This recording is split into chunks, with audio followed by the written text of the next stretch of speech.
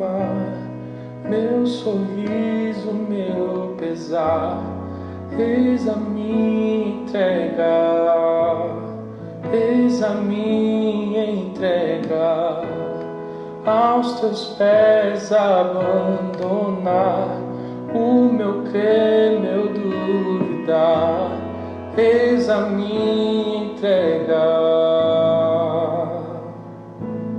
Toma o teu lugar e reina sobre minha vida,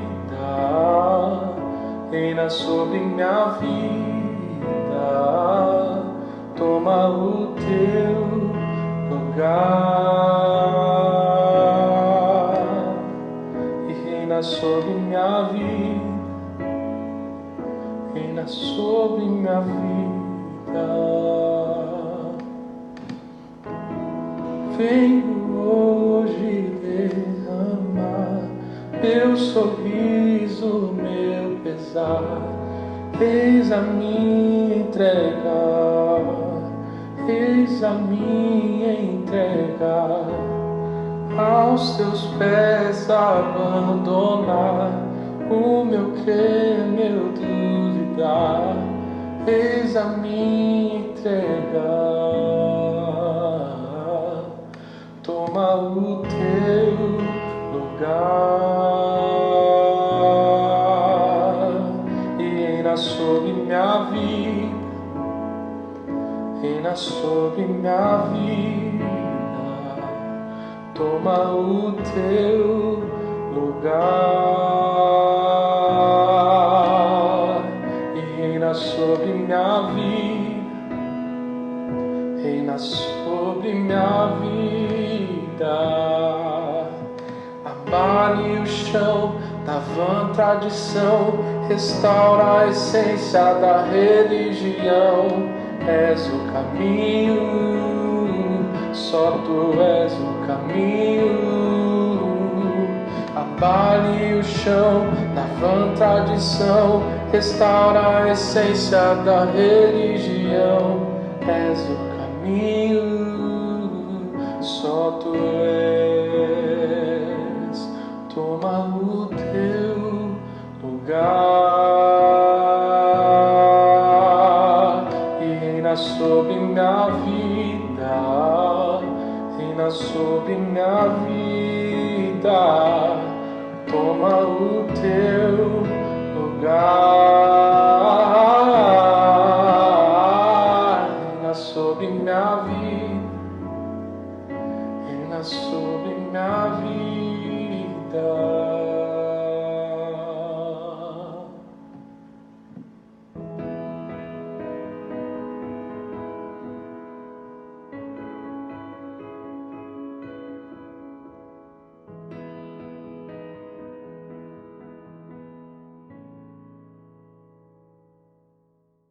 Fala, gente, tudo bem com vocês?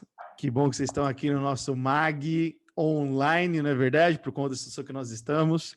Mas mesmo online a gente pode aprender, e quando a gente aprende e coloca em prática, a nossa vida é transformada, né? Hoje eu estou com meu amigo César Stagno, pastor César Stagno, olha aí o nome bonito. O César é argentino, então lide com o sotaque, eu não vou legendar nada, você vai ter que se virar, entendeu? Sim. Torcedor do River Plate. Exatamente. Verdade. Eu e o César trabalhamos muitos anos juntos lá em São Paulo, né? Então, a gente trabalhou na Revista Comuna, trabalhamos em vários eventos. César é um amigo querido que tem servido lá na comunidade sede, lá no Vila Carrão, né? E é isso, nós vamos fazer um bate-papo hoje. Então, seja bem-vindo, César. Bem-vindo ao Mag Atibaia, nossa galera. Muito obrigado a você e a toda a galera que está aí acompanhando. É um privilégio poder estar com vocês e principalmente com um amigo tão querido como é o Gu, que tem me suportado ao longo dos anos, né? Eu espero que vocês não tenham nenhuma dificuldade para entender a nossa conversa ou as nossas viagens aqui, mas é só pedir ao Espírito Santo discernimento, dom de interpretação de línguas que ele manda. Vai ser fácil, vai ser tranquilo. E a ideia é exatamente a gente ter um bate-papo, né? Uma conversa, porque cada vez mais eu tenho percebido, Cezão, que o reino de Deus, ele é um reino de relacionamento, né? Ele é um reino de relacionamento, e o relacionamento vai revelando coisas no nosso coração, né? O relacionamento revela convicção, o relacionamento revela quando a gente às vezes está precisando de uma ajuda, né? Eu acho que essa é a beleza da igreja, é a beleza do que a gente como comunidade crê, né? De que igreja é relacionamento, né? Igreja é exatamente a gente ser amigo uns dos outros, né? E, mano, a gente tem falado nesses dias, nossa, dei um murro aqui no microfone, mas O tá tudo bem. microfone. Nós temos falado esses dias no MAG aqui sobre um tema chamado Sua Vida Fala, né? E qual que é a nossa grande convicção? O que o Senhor tem falado conosco?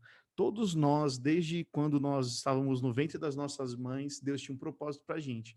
E esse propósito a gente entende que é ir pregar o evangelho, ensinando as pessoas, batizando, é cumprir a grande comissão. Esse é o propósito de todos. O chamado vai variar, o chamado vai relacionar os nossos dons, né? As habilidades que temos no local que estamos. Mas uma coisa que a gente tem percebido nesses estudos que a gente tem feito é que Deus tem um grande interesse de se manifestar nessa geração através da gente. E ele pode se manifestar aparecendo do nada, né, vindo como um, sei lá, o Zordon do Power Ranger, pouca gente vai pegar essa referência, mas ele pode aparecer assim de qualquer jeito, ele pode aparecer, mas ele escolheu se revelar através de nós. E essa é uma das coisas, dos mistérios, né, que a gente só vai entender quando a gente estiver com o Senhor na eternidade, mas nesse processo, mano, de ter uma voz, e aqui é a minha abertura, né, para poder chegar na pergunta, para ouvir você e tudo, a gente percebe que a gente está virando uma geração mais de papagaio, que mais repete do que tem convicção. Só repete. E uma geração que só repete, no começo é natural a gente repetir, né? O processo de aprendizagem de um bebê, né, é repetição, né? Ele ouve bastante e ele começa a repetir as coisas do ambiente. Mas tem uma hora que a gente começa a se tornar responsável, né, pelas nossas palavras, né? Sem dúvida. Eu falei um dia no MAG, que eu lembro que meu primeiro palavrão que eu falei foi na igreja, aí na sede. Falei, gritei assim pro moleque, né? E aí minha mãe chegou para mim e falou assim, legal. Gustavo, ela chegou e falou assim, Gustavo, você sabe o que é isso? Aí eu falei, não, mãe, não faço ideia. Mas eu repeti, né? E eu não ouvi isso em casa, eu ouvi na escola ali, talvez, alguma coisa, mas eu repeti sem ter consciência. E muitas vezes a gente faz isso, a gente repete sem ter consciência, mas tem um momento na vida que a gente começa a ser responsável pelo que nós falamos, né? E, mano, dentro disso, como é que você vê o papel da convicção? Porque se eu tivesse convicção, né, tô usando, o pessoal já sabe, eu já falei isso no MAG, se eu tivesse convicção de que aquele palavrão era uma coisa que ia ofender alguém e tudo, provavelmente eu não teria repetido, né? Creio que não, em nome de Jesus. Mas tá repreendido, pai. Tá repreendido. Agora, às vezes, a gente não fala algumas coisas porque a gente tem falta de convicção no nosso coração. Como é que você vê essa questão da convicção para o cristão, mano? Como é que uma convicção é formada no coração, sabe? Porque não é só experiência e também não é só ensino, é uma mescla de coisas, né? Que você? Exato. Que você e vê? essa é a questão muito importante. Nós nunca teremos convicção, não só como cristãos, como pessoas, se nós montarmos as coisas em cima apenas da experiência. Se a gente montar em cima apenas da experiência, podemos correr o sério risco de que as nossas decisões sejam governadas pelas nossas emoções, apenas. Se a gente não misturar isso com uma coisa que você mencionou no começo dessa abertura, que é a questão do relacionamento, de termos um Deus que quer se relacionar conosco, ou pensemos em alguém que não conhece a Deus, com os relacionamentos que ela mantém na sociedade, na sua família e tudo mais, se você não equilibrar ao ponto de que isso construa dentro de você sabedoria, a convicção ela é muito frágil, ao ponto de poder ser derrubada por sensações, por frustrações ou por situações que de repente vão contra aquilo que você acreditava estar 100% convicto, né? Então, acredito que, indo agora para especificamente a vida cristã, cara, a gente precisa construir o equilíbrio. E como é que a gente chega nesse equilíbrio? Bom, aí você tem a sua experiência de passar pela morte e ressurreição, certo? De passarmos pela cruz, para morrermos para nós mesmos e ressuscitarmos para uma vida nova, na qual agora nós podemos falar que a nossa vontade é fazer a vontade daquele que nos enviou, assim como Jesus falou isso em João 4,34, não muda totalmente vontade, desejo, percepções, sensibilidade, tudo isso muda quando você passa pela experiência da cruz e, ao mesmo tempo, a partir do relacionamento com a palavra, permitir que o Espírito Santo, através do que Deus fala ao teu coração, vá construindo em você maturidade. Porque, cara, a convicção, ela vem com a maturidade.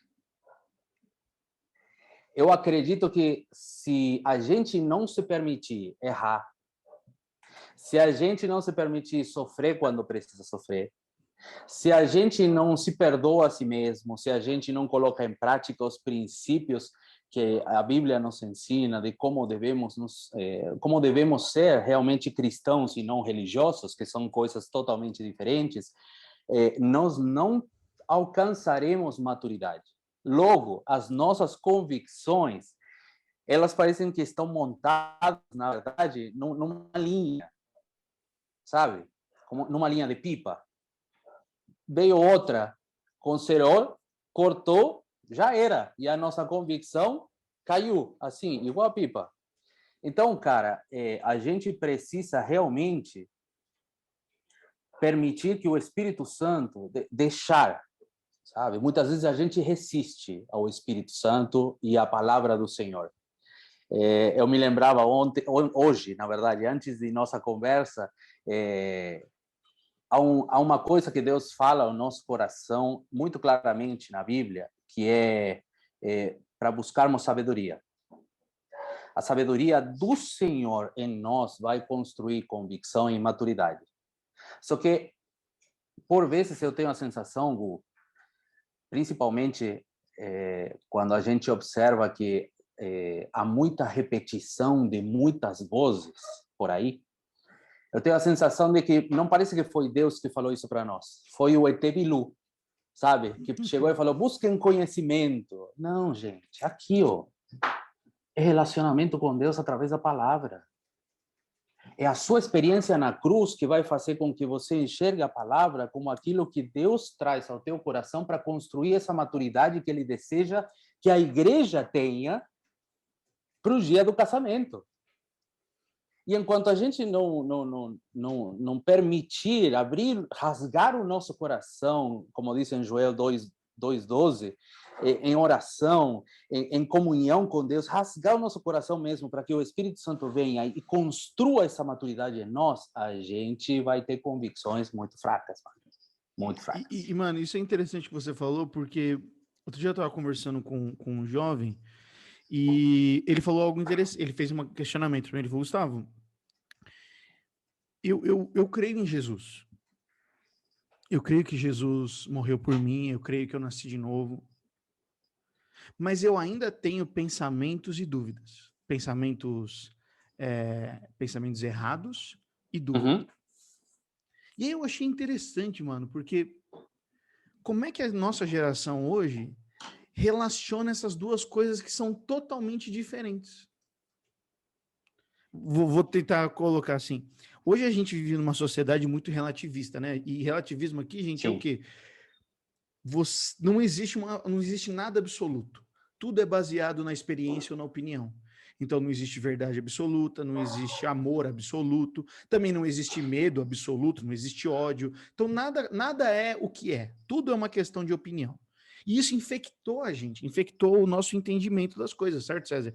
Infectou a gente a ponto de quando a gente é exposto a uma verdade, tipo a cruz, Jesus Cristo morreu por nós e nós, quando morremos com Cristo, ressuscitamos para uma nova vida, porque essa é a beleza da cruz, mortos para o pecado e vivos para Deus. Essa é a verdade do Evangelho, exatamente.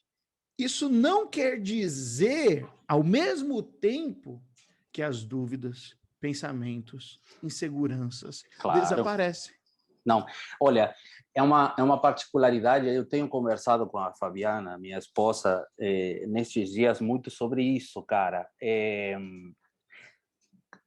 nesse pensamento relativista que de alguma forma governa a sociedade nesse tempo que se chama pós-modernidade, a gente percebe exatamente o que você falou, uma verdade absoluta que não somente pode ser conhecida cognitivamente, sabe, a partir do pensamento, mas que pode ser experimentada, o que chancela ainda mais o fato dela ser uma verdade absoluta.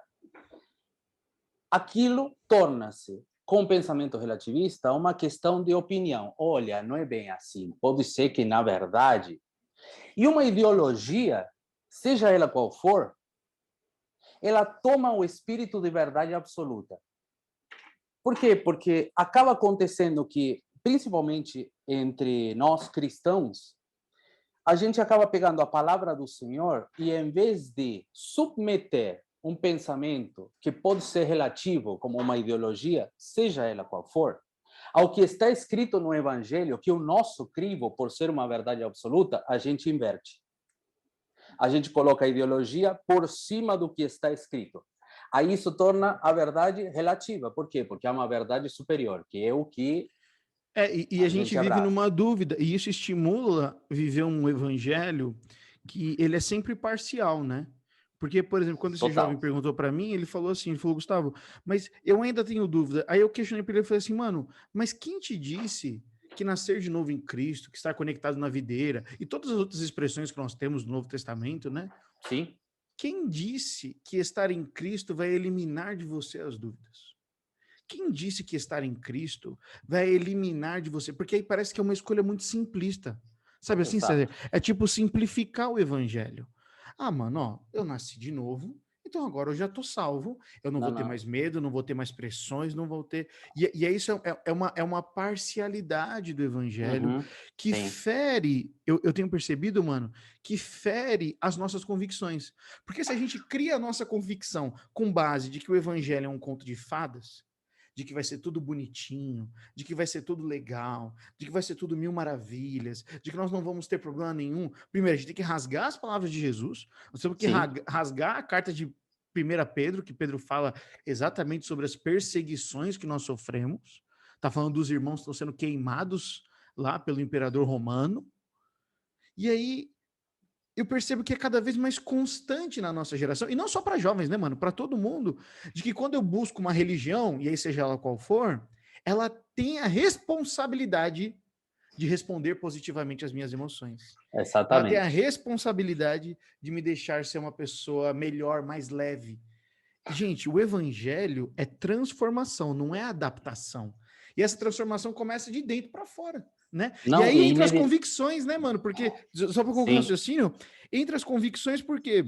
Porque se eu tô convicto de que Cristo morreu por mim na cruz, e eu tô convicto de que nesse mundo eu terei aflições, mas eu posso ter bom ânimo, eu enfrento qualquer barra. E a minha convicção se torna mais profundas, né? E por isso que o evangelho, ele confronta. O evangelho transforma porque ele confronta. Existe em nós, como seres humanos, um sentido de autopreservação. Esse sentido de autopreservação faz com que a gente olhe, por exemplo, para Deus e fale: ah, eu preciso estar no centro da vontade de Deus. Certo? E isso se torna abstrato ao absurdo. Ao absurdo. Por quê? Porque, cara, existe uma certa piedade nessa questão, nesse pensamento, certo? Você quer estar ou quer fazer a vontade do Senhor. Perfeito. Há uma vontade legítima. Mas, por outro lado, cara, também há um medo de fracassar, de errar, de ser confrontado, de sofrer, de tomar uma decisão que, de repente, possa me colocar num caminho difícil, complexo, que eu não queria. Aí começamos a ter percepções sobre Deus que são totalmente erradas, do tipo, poxa, se eu tivesse feito a outra faculdade ao invés daquela que eu escolhi fazer e que eu vi que algumas coisas deram erradas, provavelmente Deus teria me abençoado e não estaria passando por isso aqui. Cara, nada a ver, nada a ver. A questão é que nós vamos sim ter que tomar decisões, vamos ter que fazer escolhas, porque isso faz parte da construção de maturidade que o Senhor quer fazer em nós. Aliás, foi o próprio Deus que nos deu a possibilidade da gente tomar decisões. E nessa tomada de decisões, a gente vai achar um caminho que vai ser complexo. Só que o nosso senso de autopreservação nos leva a procurar o mais tranquilo, o mais calmo. Mais cômodo, né? Exato. C.S. Lewis diz em Cristianismo Puro e Simples que a vida natural deseja que a deixem tranquila, em paz. Lógico. É isso que nós buscamos. E o Evangelho nos confronta diretamente com isso, cara. Confronta o nosso caráter. E, mano, isso é interessante porque a convicção, o processo de convicção é um processo de maturidade, como você mesmo falou, né? Mas é um processo que quando nós estamos falando de uma convicção ser gerada no coração de um cristão, especialmente, ela é somada ao conhecimento da palavra, à experiência, então, a experiência da oração, do novo nascimento, de ser cheio do Espírito Santo, porque tudo isso é um combo da vida cristã, não é partes, é o combo completo. Mas eu percebo que tem pouca gente fazendo esse cálculo. Eu vou chamar de cálculo do sofrimento aqui, mas assim, um cálculo de que para eu crescer e amadurecer, eu vou sofrer. É igual você vê o meu corpo aqui, é exatamente de alguém que vai em academia, né? Mas assim, as pessoas que falam de academia... Ao longo dos anos andando com você, eu sempre percebi o teu shape, né? Meu assim, físico perfeito, maravilhoso. Isso. Quase fisiculturista. E o que sempre me enchia o saco na academia, por exemplo, era exatamente eu voltar com dor. Então eu ia um dia, ia outro dia, dor no músculo. Aí eu vim e tomava o Dorflex. Só que aí, tomar o Dorflex é tipo falar pro seu músculo, relaxa aí, ó. Tudo que você tá fazendo é em vão. Por quê? Sim. Porque o corpo fisicamente, pelo que eu entendi, quando ele apanha e ele força, ele está criando resistência. E a resistência vai fazer com que chegue um momento que ele está mais autossuficiente, que ele não sofre mais para fazer aquelas coisas. Não. Fazendo um paralelo com a vida cristã, eu vejo muito isso, porque às vezes a gente não faz o cálculo. A gente vai para a academia da vida cristã, vamos assim dizer, a academia da maturidade, a gente quer conhecer mais de Cristo, a gente quer conhecer, mas a gente não botou na ponta do lápis que essa é uma jornada que tem custo, né? E eu lembrei do texto, mano, de 1 Pedro 4, eu vou ler aqui, que é Pedro falando, portanto, uma vez que Cristo sofreu fisicamente, armem-se com a mesma atitude que ele teve e estejam prontos também para sofrer. Não tem como ser mais claro que isso. Porque se vocês sofrerem fisicamente por Cristo, deixaram o pecado para trás. E isso para mim é fabuloso. Porque aqui sofrer fisicamente não é só sofrer a perseguição, mas é sofrer muitas vezes de acordar mais cedo, mano, para fazer uma devocional. Sim. É sofrer de dizer não para os nossos desejos, para esse comodismo, igual você falou do C.S. Lewis. E aí no versículo 2, Pedro fala assim, não passarão o resto da vida buscando os próprios desejos, mas fazendo a vontade de Deus. No passado, vocês desperdiçaram muito tempo praticando o que gostam de fazer aqueles que não creem.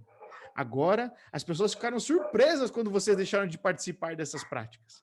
Porque é exatamente isso. O processo da maturidade, mano, que você falou, e eu queria ficar nesse ponto, ele é um convite para nós, que Cristo faz para nós, mediante o Espírito Santo, mas ele vem com um preço para a nossa carne. Ele vem um preço para esse mundo. Ele vem com um preço porque outras vozes vão falar, isso aí não vai valer nada. Isso aí não vai valer a pena. Por que você vai na igreja? Por que você conecta no GC Online? Por que você confessa a sua vida? Por que você ora? Parece que não acontece nada. São vozes que vêm exatamente para que a gente não pague o preço. Disputam o nosso coração constantemente, né, cara? Nós estamos rodeados de vozes que estão em total e constante disputa com a voz do Senhor para ver qual é que chega ao nosso coração. A analogia que você faz da academia é perfeita, porque nos dois extremos nos mostra esse senso de autopreservação que eu falava aqui. Porque, de um lado, você faz o seu exercício, o corpo sofre, o corpo responde àquilo que você fez, certo? Mas você não quer sentir o sofrimento, toma o Dorflex. Do outro lado, no outro extremo, você tem os caras que vão na academia e eles querem já estar, sabe, totalmente transformado, isso e o outro. E sem passar pelo treino, pelo sofrimento, pelo que você precisa passar para realmente poder ter o teu corpo adaptado a uma nova vida ou a um novo físico, começam a tomar coisas para chegar lá. Então, os atalhos, né? Os atalhos.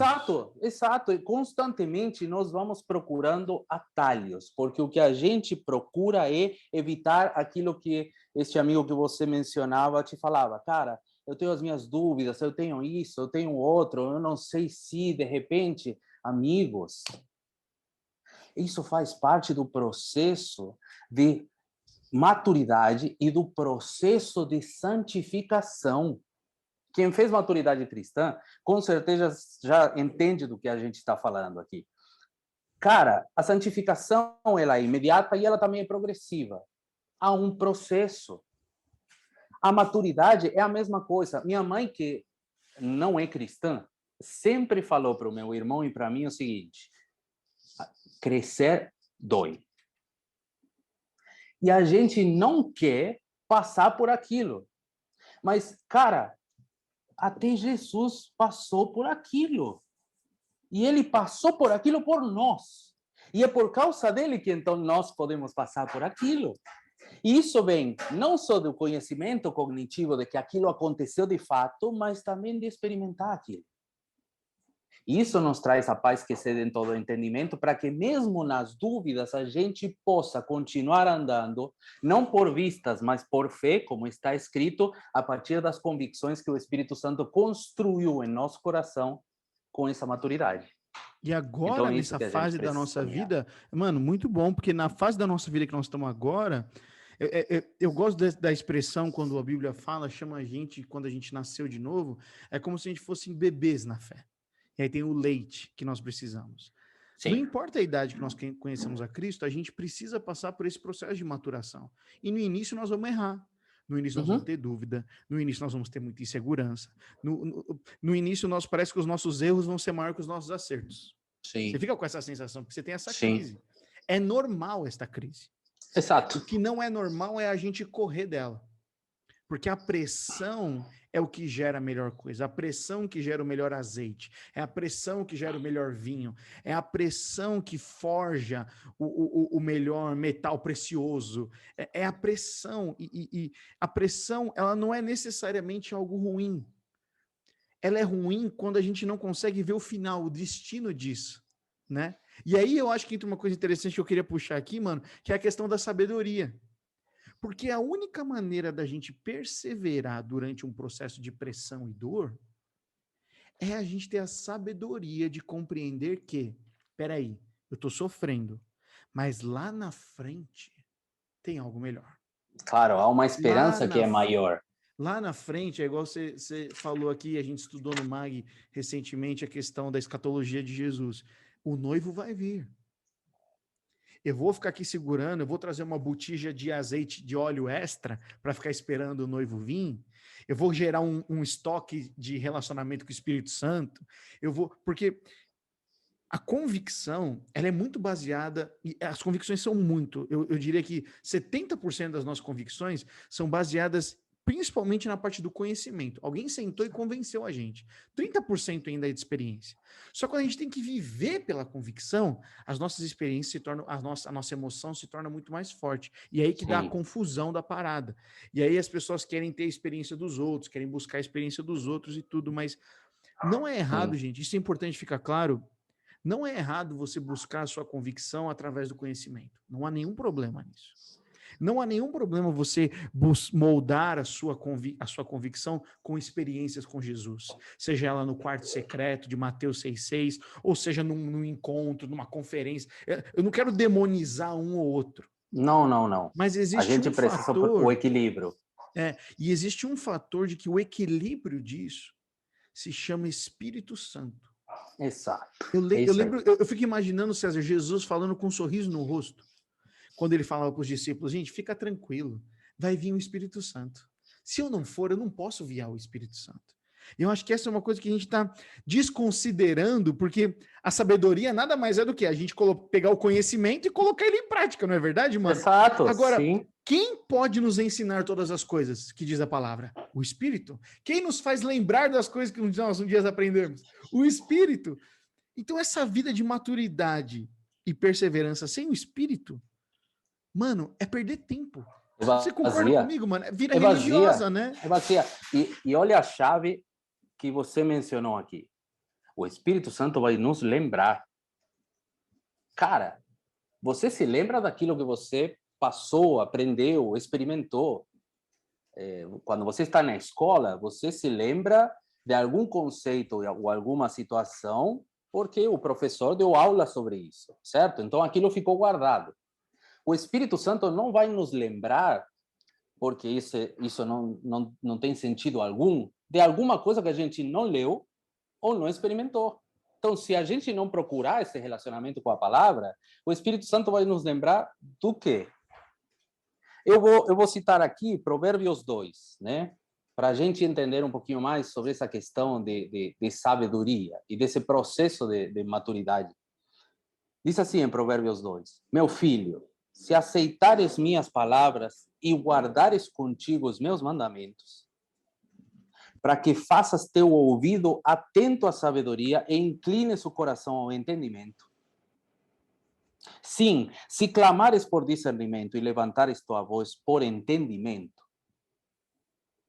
se o buscares como quem busca prata e o procurares como quem procura tesouros escondidos, então entenderás o temor do Senhor e acharás o conhecimento de Deus. Está muito claro. Está muito claro, sabe?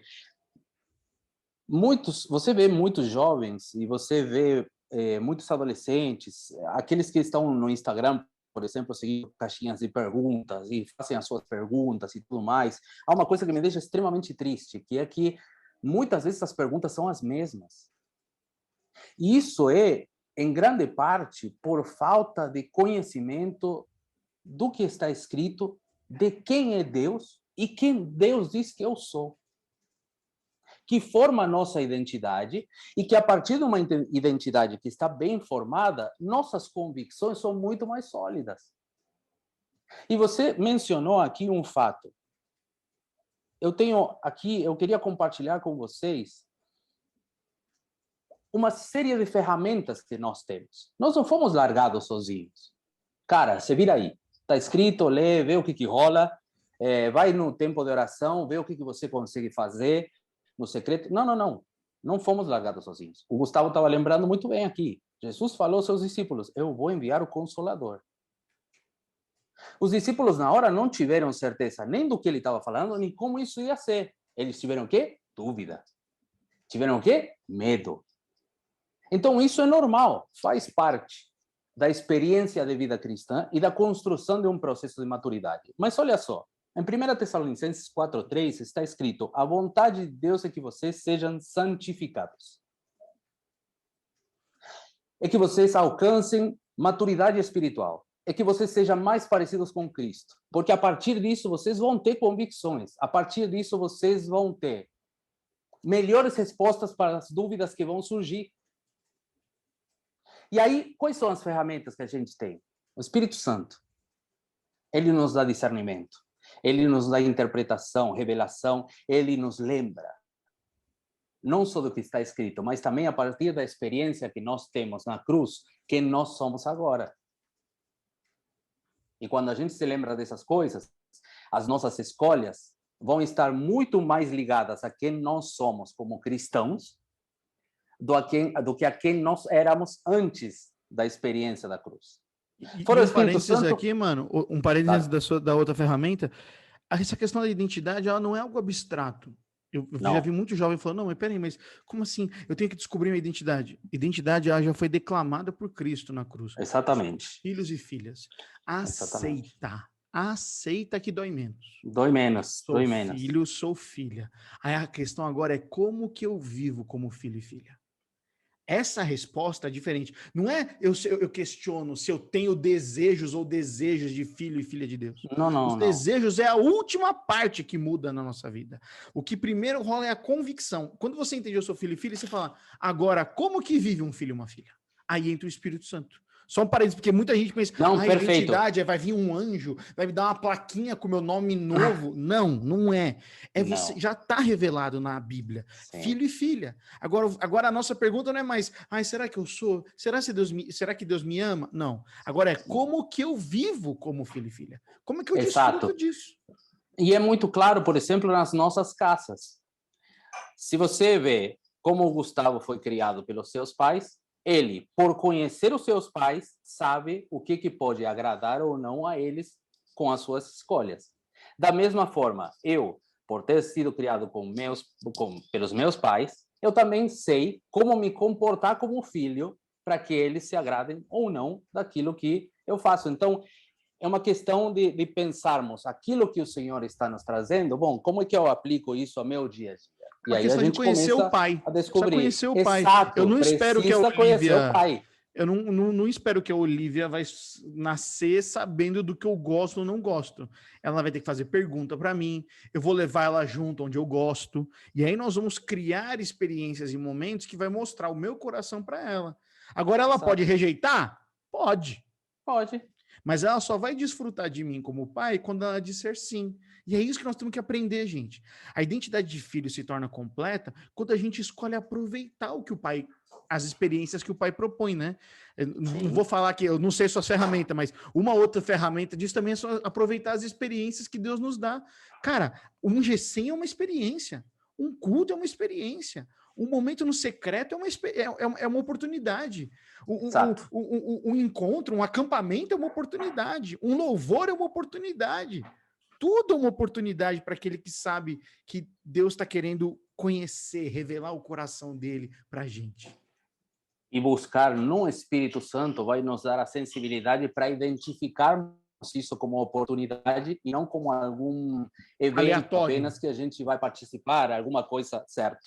Então, o Espírito Santo é uma das primeiras ferramentas, concordo contigo, podemos colocar também que a experiência é uma outra ferramenta que a gente tem, mas falávamos de conhecer o Pai. Como é que você conhece o Pai? Com outra ferramenta. Qual é essa outra ferramenta? A Bíblia. Precisamos de texto, precisamos de Bíblia. Deus escolheu falar com os seus filhos através de um livro. Cara, não cabe mais aquela questão de, mas eu não gosto de ler. Mano, não tem nada a ver com isso. Somos a geração que mais facilidade de acesso tem, não somente aos textos bíblicos, como também a ferramentas para compreender. Somos ocidentais que não sofrem com perseguição religiosa. E enquanto os nossos irmãos, na janela 1040, do outro lado do mundo, estão sendo mártires, por isso que experimentaram, que os leva ao ponto de entregar a sua vida, nós criamos desculpas para não nos relacionar com Deus. Por quê? Porque, não gosto de ler, eu não sou tão chegado. Ou, não consigo entender. E pode porque ser que a gente você não foge da pressão. A gente foge Exato. do momento de aprendizado. Constantemente. Você quer um Dorflex.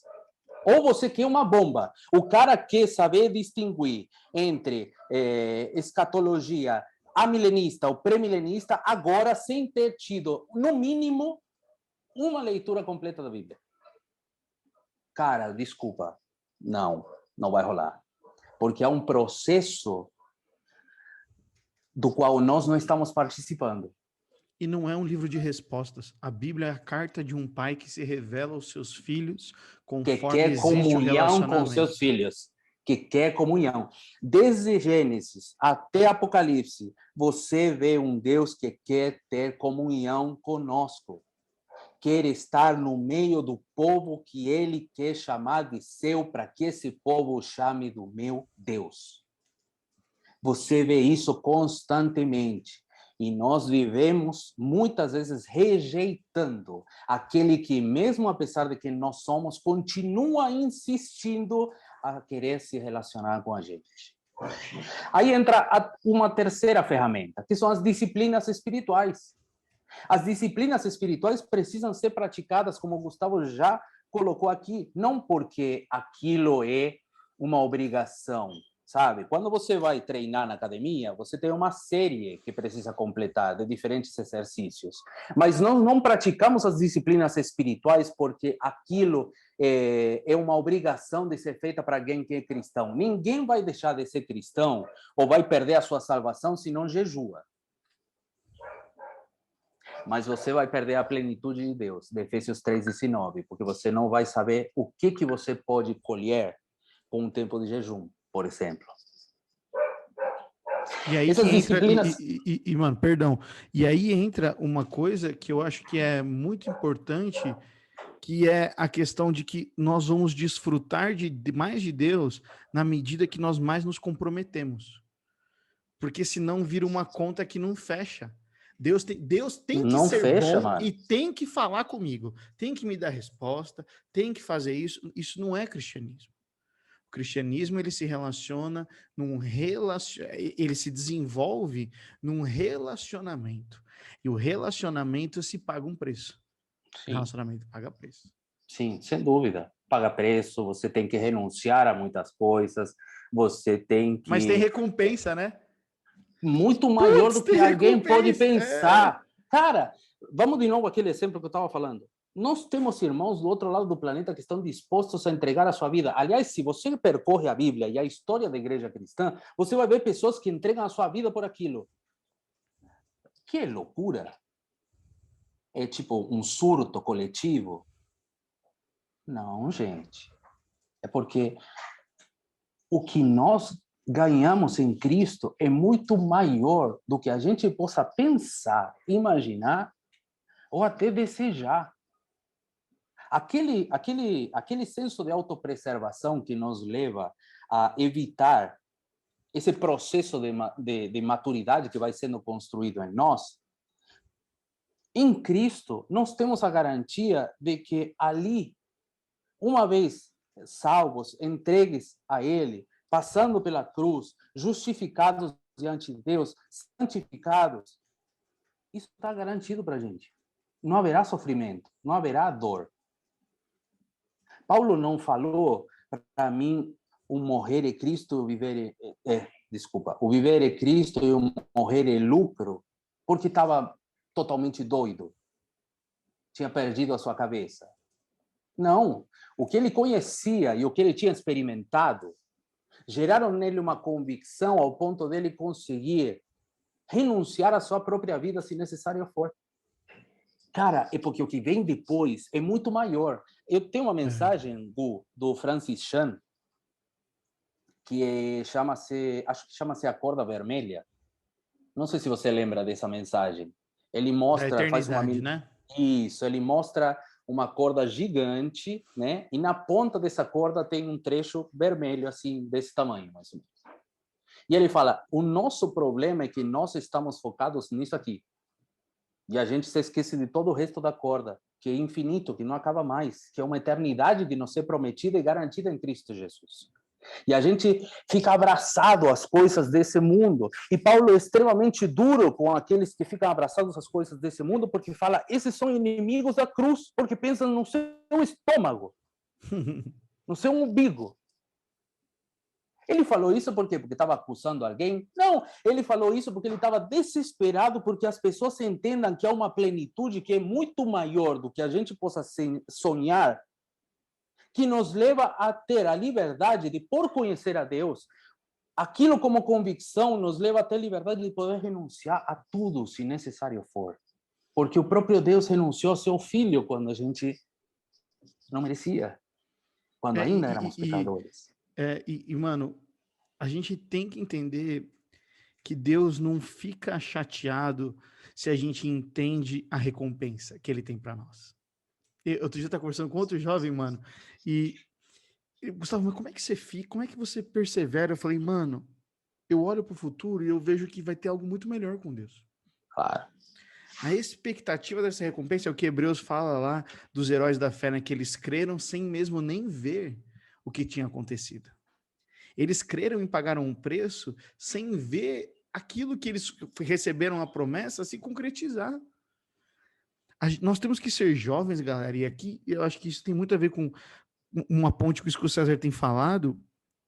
Nossos olhos têm que estar mais adiante. Só que se nós não temos convicção hoje, se nós não temos conhecimento hoje, se a gente não tem o conhecimento da palavra, a experiência da oração hoje, não tem como olhar para o futuro com esperança. Porque se você falar quando que vai voltar ao normal, ninguém sabe. Quando que vai voltar? Eu não me importo quando que vai voltar ao normal. Esse desejo de voltar ao normal é que nós estamos abraçados a esse mundo, sabe? Exato. E eu quero controle. A nossa preocupação é aqui e agora. Exato. Controle. Não importa o normal. Se o normal for ser na minha casa e eu ser de máscara, eu tô ok. Não, Gustavo, meu Deus, não, nossa, não pode ser. Então, se Deus quiser. Porque aí a vontade de Deus e o relacionamento com Deus suga a ansiedade fora do nosso coração. Eu não vou falar que é fácil, Exato. certo, César? Não é fácil. Não, Você não acorda um dia. cara. Eu, nesses 1 ano de pandemia, eu tive vários picos de ansiedade.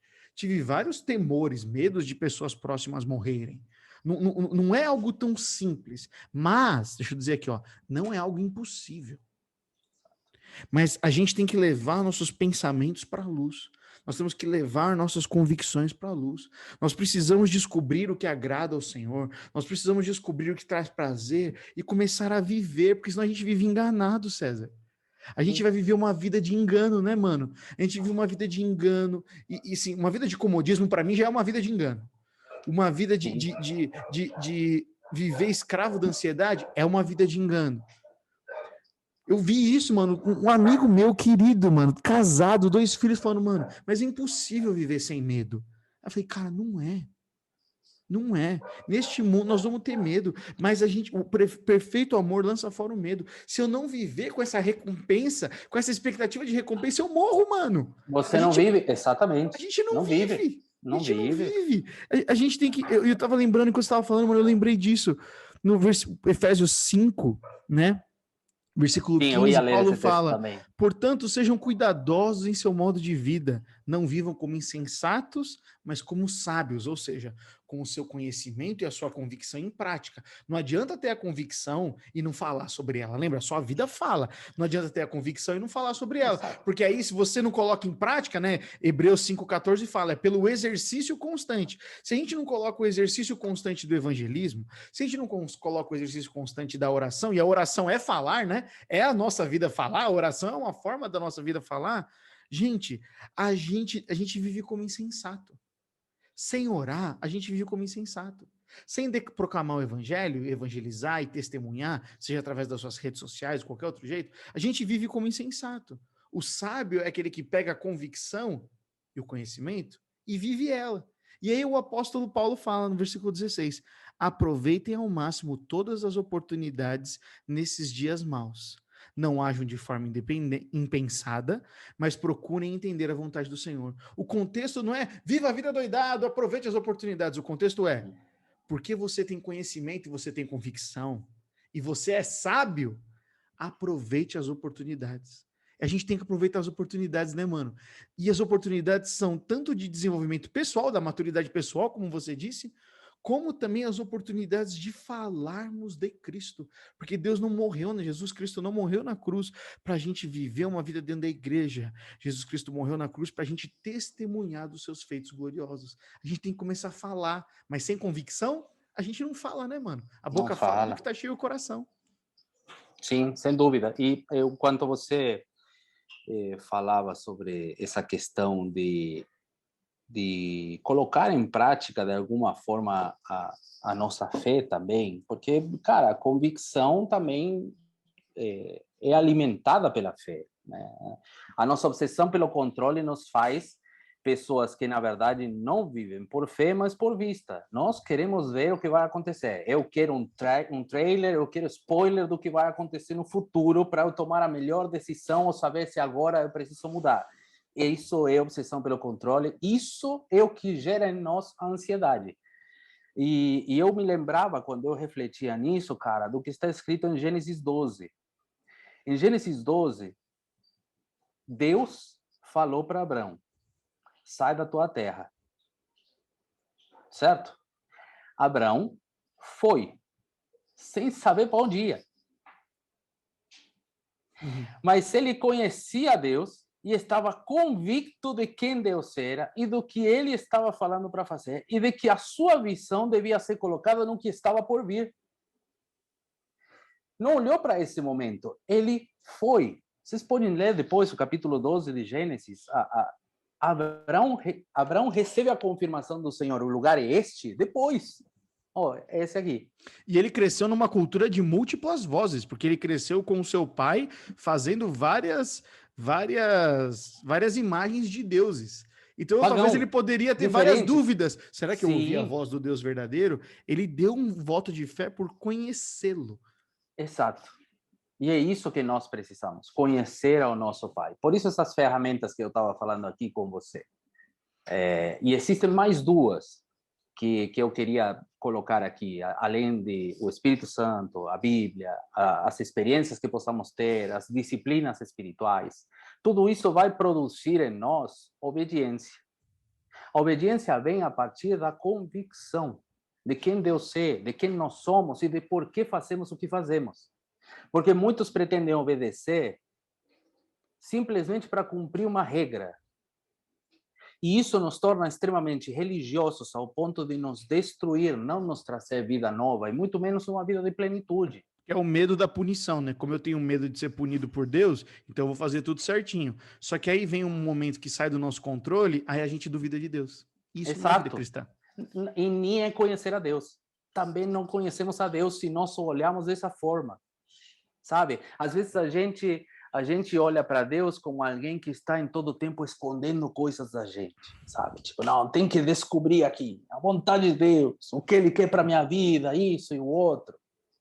Cara, em primeiro lugar, o que Deus quer para a nossa vida é que nós sejamos santos e que trabalhemos para que possamos alcançar a maturidade individual e na nossa função como dentro do corpo de Cristo, para que o corpo de Cristo, a igreja, a noiva, alcance maturidade. Primeiro lugar. Segundo lugar, o que Deus quer para nós? Cara, se nós estivéssemos diante de um Deus que esconde, deixa as coisas escondidas de nós, e se a gente não achar aquilo, nós fôssemos responsáveis por aquilo, nós não estaríamos diante de um Deus de amor e muito menos de um Deus justo. Então, a gente não pode viver sem conhecer a Deus e muito menos pensar que o relacionamento com Ele é uma caça ao tesouro. Não. A vontade dele já está garantida em Jesus Cristo. Já foi dada, está aqui, está diante de nós. Isso que nos faz fazer as coisas que fazemos, porque somos constrangidos pelo amor de Cristo. Constrangidos pelo amor de um pai que entregou seu filho para nos dar uma vida nova. Não fazemos aquilo para cumprir alguma regra ou porque estamos presos a alguma coisa. Como haveria em Deus liberdade, então? E a última ferramenta é a vida em comunidade. É a vida em comunidade. São os relacionamentos na igreja em que você foi plantado, no lugar onde você está. Porque é ali que você vai ter discipulado, é ali que você vai ter o cuidado das pessoas, é ali onde você vai ser confrontado. Não estou falando que a igreja é um gueto, mas pensa comigo, se você vai para a faculdade, para os seus amigos, se você abrir o seu coração, será que eles vão te confrontar à luz do que está escrito e da identidade que nós ganhamos em Cristo, ou eles vão falar aquilo que você e eu queremos ouvir?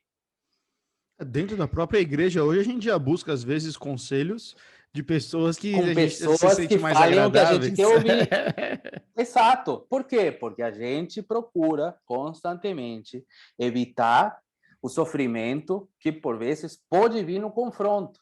E aí a gente perde a oportunidade de alcançar a maturidade e que nós possamos ter convicções que vão nos levar a tomar decisões que estão de acordo com o que Deus espera de nós, o que Deus deseja da nossa vida, o que nós muitas vezes queremos em sintonia com o que está no coração do Pai.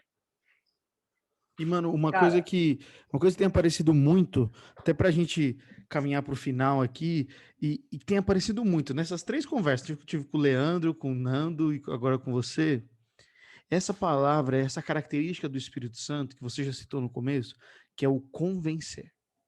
Se existe um papel do Espírito que é de convencer, quer dizer que não é algo que nós estamos fazendo. Por que eu tenho que convencer alguém? Tenho que convencer alguém a votar numa pessoa, tenho que convencer alguém a mudar de opinião, porque ela não está pensando da mesma maneira. Se o Espírito Santo tem que nos convencer, quer dizer que nós não estamos pensando na maneira como Deus pensa. E aí entra um processo de que sem o Espírito Santo, a vida cristã se torna religiosa, a obediência, como você disse, não faz sentido. Esperar por uma recompensa, a gente não entende recompensa. Por quê? Porque a gente pensa que é troca. A gente pensa que é troca. A gente não vê Deus como justo, a gente vê Deus como um charlatão que está lá esperando, assistindo de camarote a nossa vida dar errado. Então, o Espírito Santo, ele é um ponto de equilíbrio, porque ele é o próprio Deus revelado, habitando em nós, que abre o nosso entendimento.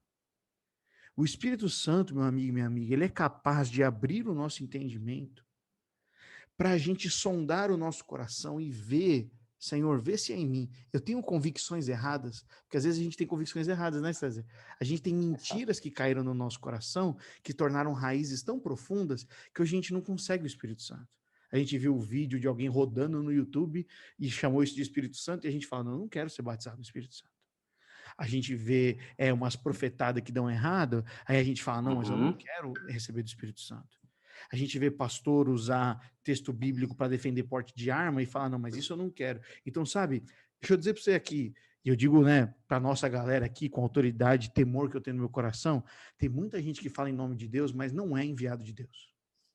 Concordo. A marca de alguém que é enviado de Deus é um homem humilde, cheio do Espírito Santo, homem ou mulher. A humildade é a marca de quem é cheio do Espírito Santo.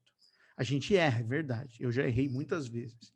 E uma das coisas que eu mais busco na minha vida hoje é me tornar um homem humilde diante do Senhor. Só que sabe, gente, é uma jornada que é matar um leão todo dia para mim. Mas esse leão só pode ser matado quando eu quero ser cheio do Espírito Santo. O fator é o Espírito Santo. O fator para eu poder obedecer, como o César falou, o fator que eu poder fazer é tudo. Tanto que o primeiro que ele citou foi o Espírito Santo.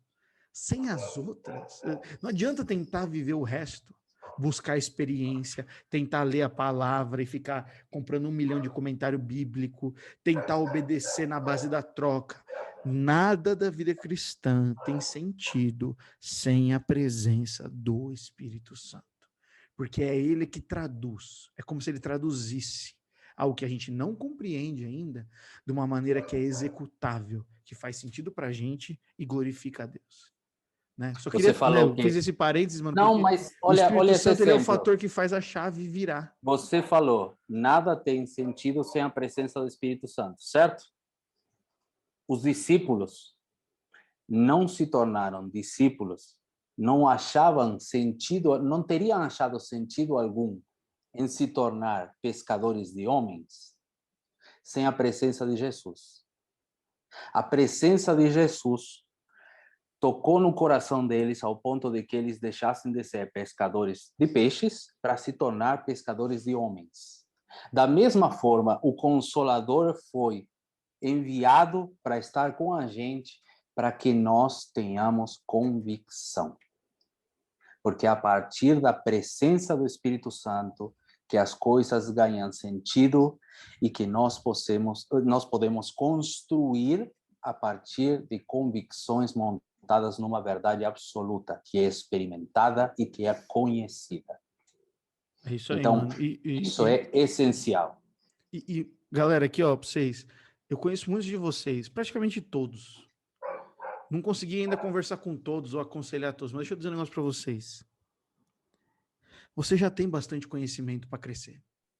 O que está faltando é o Espírito Santo.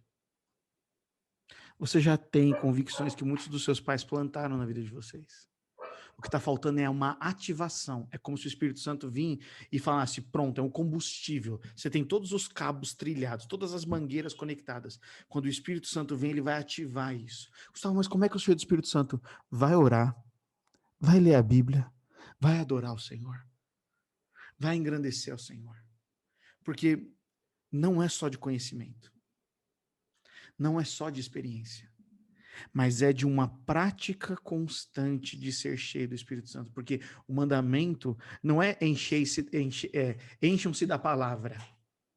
Não é nem encham-se da oração, porque a oração extrema vai virar uma coisa que você quer controlar a Deus.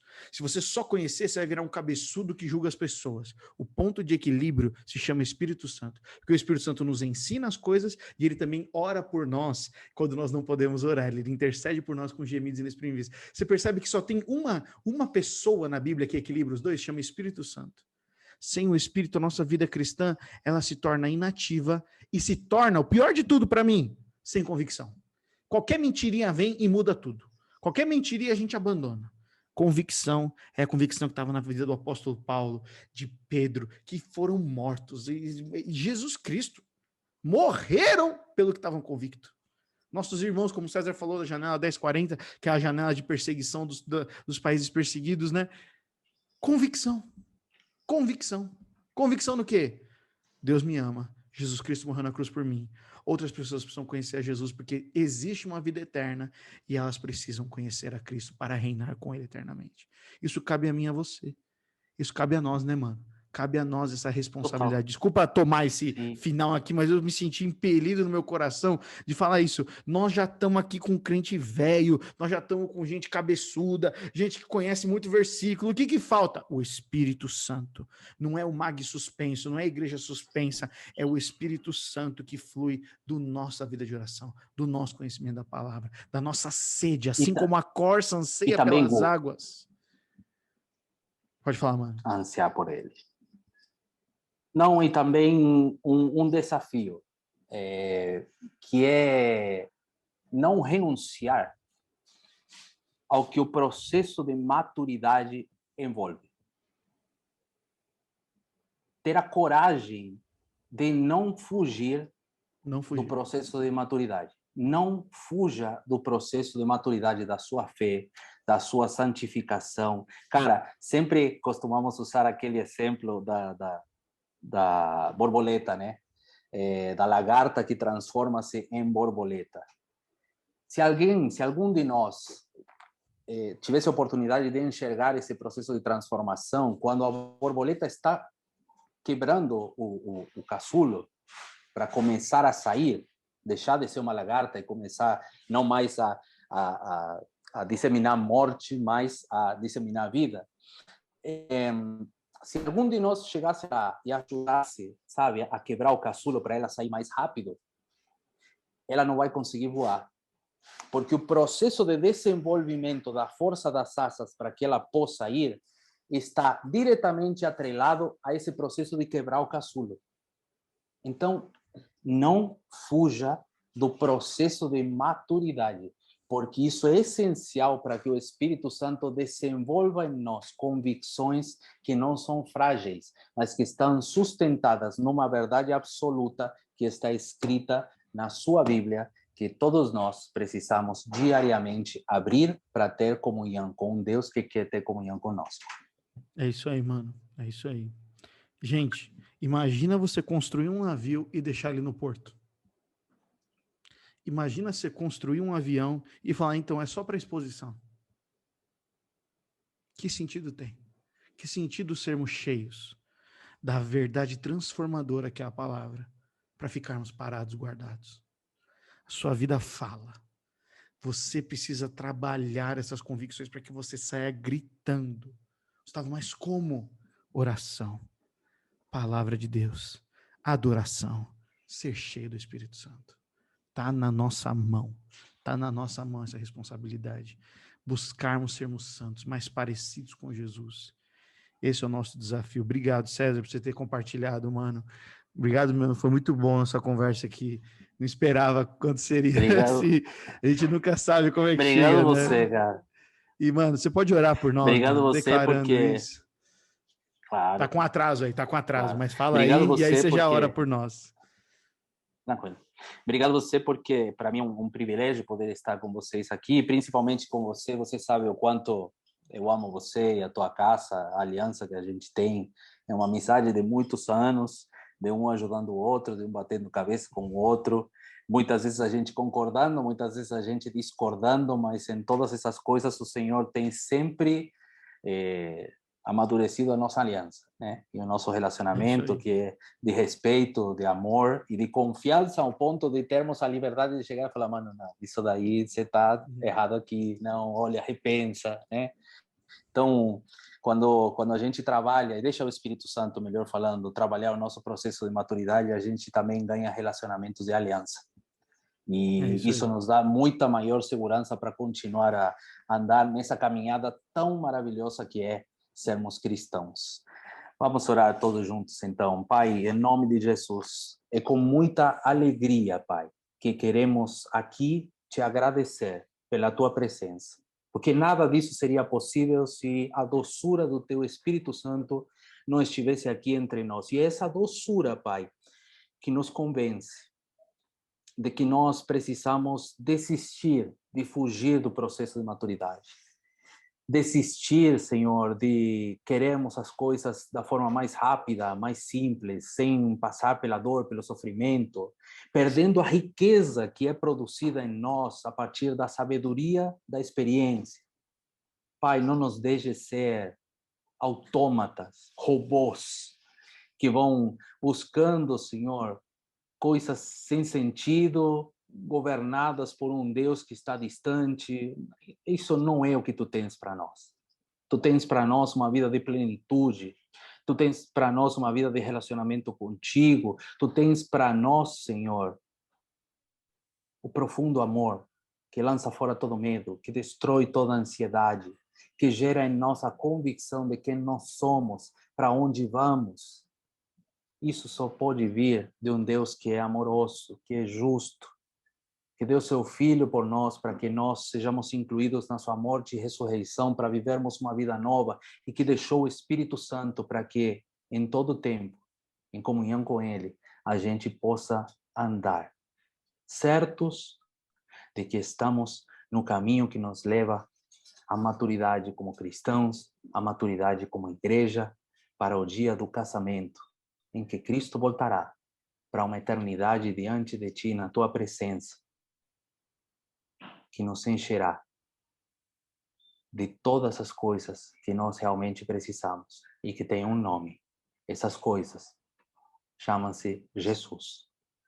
Que em nós venha habitar profundamente e verdadeiramente o Teu Espírito Santo, para andarmos convictos de que nós somos novas criaturas, que os nossos desejos são submetidos a Ti porque fomos transformados, e que podemos andar em liberdade, uma liberdade que o mundo não conhece, mas que, pela Tua misericórdia, podemos ser agentes de proclamação dessa liberdade. Que cada um daqueles que está aqui não somente venha experimentar isso, mas também venha abrir a sua boca para proclamar liberdade num mundo que a precisa cada dia mais.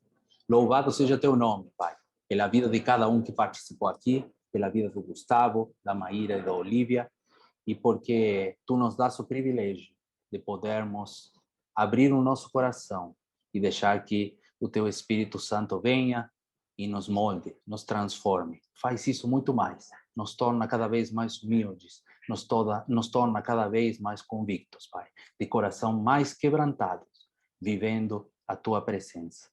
Que seja assim em nossas vidas, em nome de Jesus. Amém. Amém, amém. Muito obrigado, mano. Obrigado pelo seu tempo aí, viu? Depois vocês sigam o César nas redes sociais, @César Stagno, Stagno. Olha, consigo até soletrar César com S, tá? Não com Z. São anos, né, mano? São anos. Anos. Mas obrigado, viu, mano? Deus abençoe vocês. Amém, você também. Até uma próxima. Um abraço. Até.